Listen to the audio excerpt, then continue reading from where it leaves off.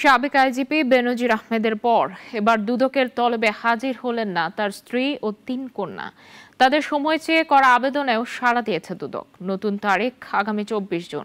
এদিকে দুদক আইনজীবী জানিয়েছেন, আইন মেনেই নেওয়া হবে পরবর্তী পদক্ষেপ। অলিউল রনির রিপোর্ট। দুদকের অনুসন্ধানে একে একে মিলছে সাবেক পুলিশ মহাপরিদর্শক বেনজির আহমেদ ও তার পরিবারের অডেল সম্পত্তির তথ্য, যার বড় অংশ ইতিমধ্যে জব্দ হয়েছে। কিন্তু তার আগেই পরিবারসহ বিদেশ চলে গেছেন বেনজির। সাবেক এই আইজিপির পরিবারকে বিপুল সম্পত্তির বিষয়ে ব্যাখ্যা দিতে আজ হাজির থাকতে বলেছিল দুদক। তবে তারা হাজির না হয়ে আইনজীবীর মাধ্যমে সময় চেয়ে আবেদন করেন। তাতে সাড়া দিয়ে আগামী ২৪ জুন তলবের নতুন তারিখ দিয়েছে দুর্নীতি দমন কমিশন।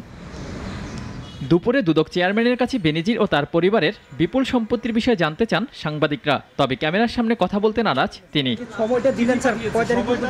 এদিকে দুদক আইনজীবী জানান, বেনজির ও তার পরিবারকে হাজির হতে সময় দেয়া হলেও অনুসন্ধান থেমে থাকবে না। আইনি প্রক্রিয়া মেনে নেওয়া হবে পরবর্তী পদক্ষেপ। অগ্রগতি প্রতিবেদন দিব।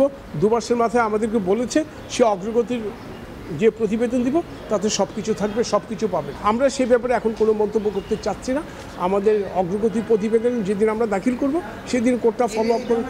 গত ৬ জুন সাবেক আইজিপি বেনজির আহমেদকে তলব করে দুদক। তবে সেদিন হাজির হননি তিনি।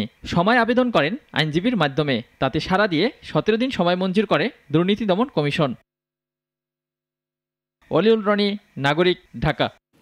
ওয়ালটন ফ্রিজ কিনে অনেকের মতো আপনিও হয়ে যেতে পারেন মিলেনিয়াল। সেরা পণ্যের সেরা অফার।